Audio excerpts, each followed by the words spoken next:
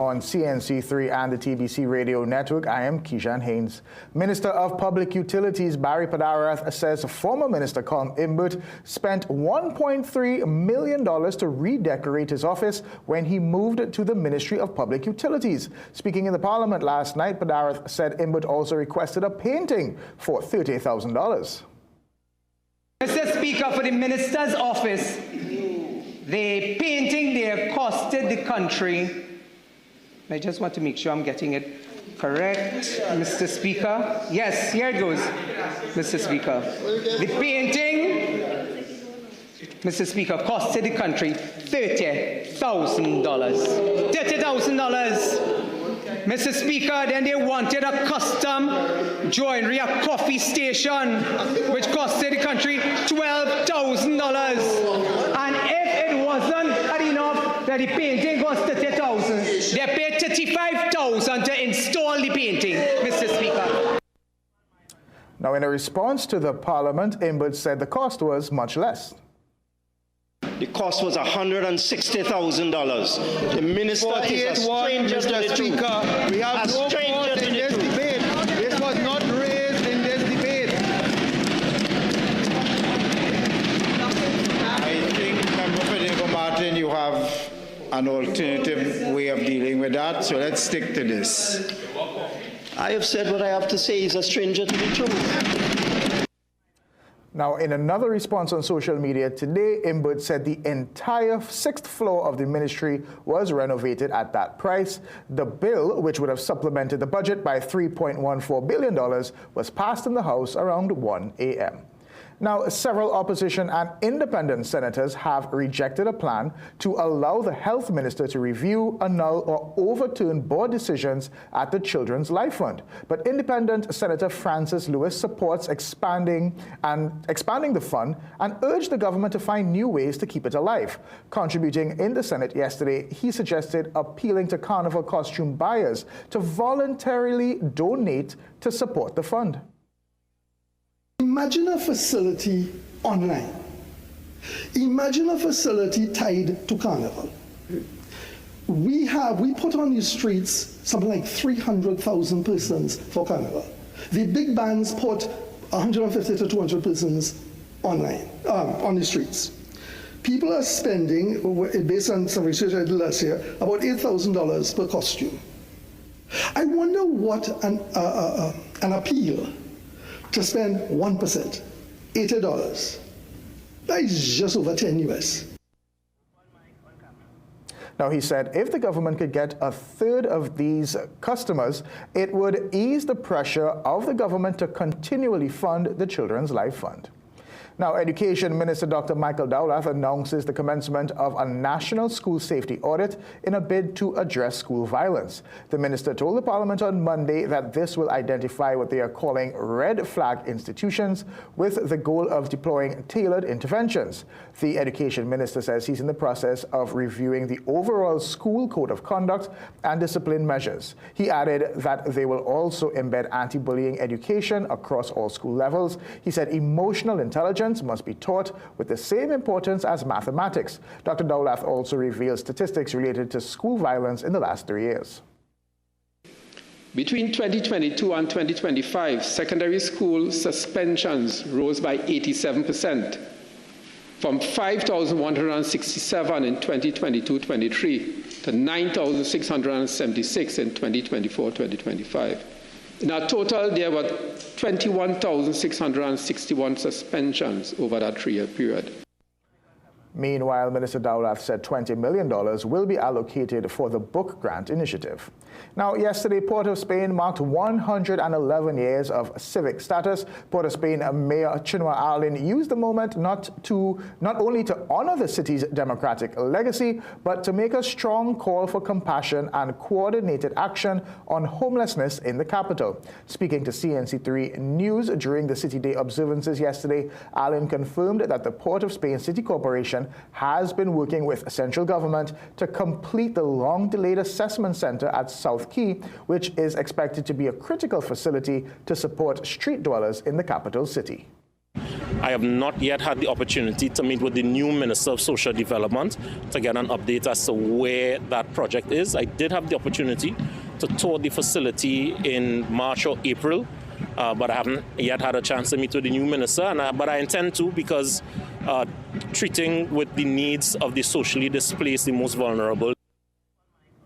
Now, the center is expected to provide temporary shelter, mental health support, and referrals for housing and employment, offering a structured alternative to street dwelling. In September 2023, the former Minister of Social Development officially turned the sod to mark the start of construction.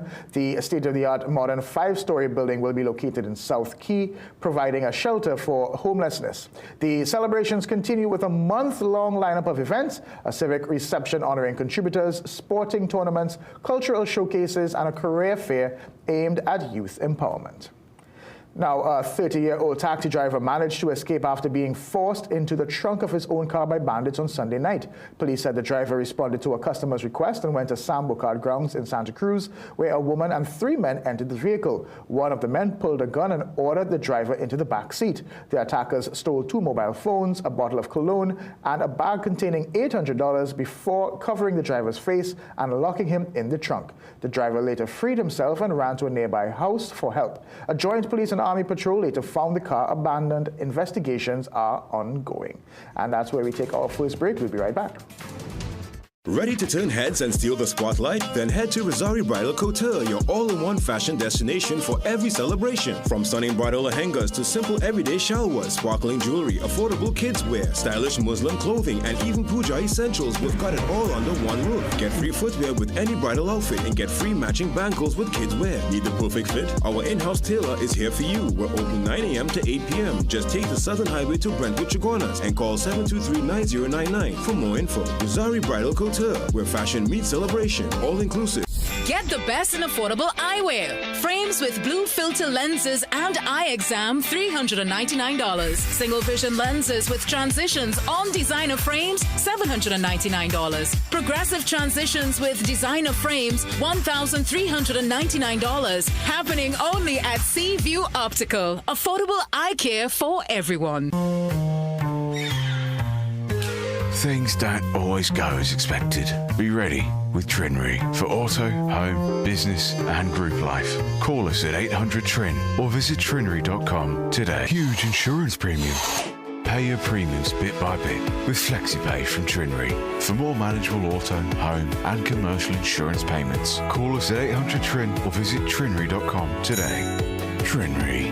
Premier insurance coverage for less. Former Trinidad and Tobago batsman Andre Lawrence is not happy with the team selected by West Indies for the Test series against Australia starting Wednesday in Barbados. Speaking with CNC3's Ian Wason this morning, Lawrence noted although the Aussies are without Steve Smith and Marnus Labuschagne, the West Indies have not given themselves the advantage because of their own selections. In the case of the West Indies, I think that the process and selection for the current Test team has been absolutely ridiculous, and we've been let down by a process that is very difficult to understand. And we knock it out for another quick break. We'll be right back. Our world is filled with rhythm. Rhythm that's unapologetic, infectious, timeless. Rhythm is commitment in action. It's how we show up for each other with unrelenting support that goes the distance. Rhythm lives in the tiny beats of our most intimate moments and the seismic roars of our biggest achievements. Rhythm is resilience in motion. So even when things go out of sync, we do what it takes to bring the rhythm back. At Flow, we understand your rhythm because we live it. That's why we're dedicated to building a network as resilient as you, with a team of familiar faces working every day to keep you on beat. You're at the heart of everything we do, and our commitment is to keep your rhythm flowing, no matter what.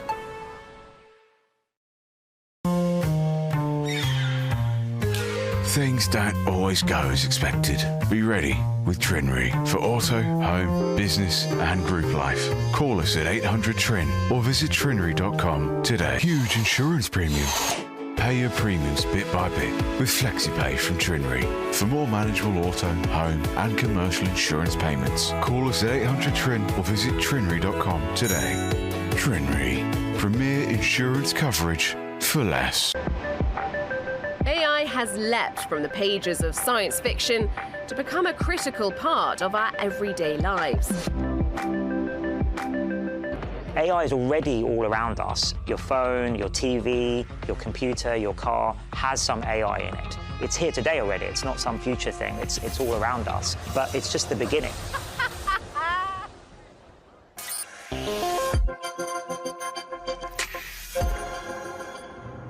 My wife has been on my case to buy her a second diamond ring. Subsequently, I have had to go back out there and do some things. You said that a little bit too slow. Whoa. I've been forced to go out there and do some things. Don't miss Family Feud. New episodes weekdays from 6:30 p.m. Marathon repeat weekly at 8:30 a.m. Saturdays at 8:45 a.m. and Sunday at 9 a.m. Only on CNC3.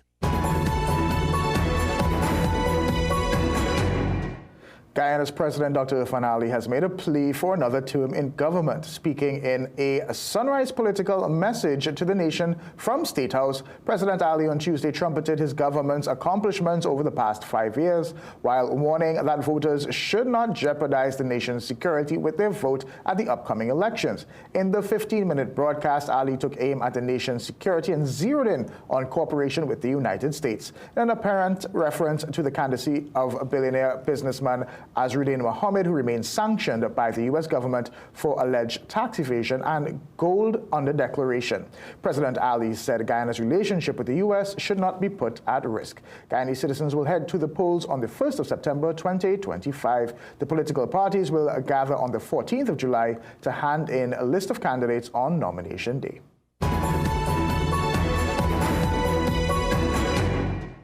U.S. President Donald Trump expressed frustration with Israel and Iran as the ceasefire he brokered appeared to grow more fragile. Trump was particularly hard on Israel, who he said, quote, dropped a load of bombs as soon as the ceasefire deal had been made. However, the president showed anger with both sides, at one point including an expletive in his criticism. We basically have two countries that have been fighting so long and so hard that they don't know what the they're doing. Do you understand that? Do you have to respond to Iran?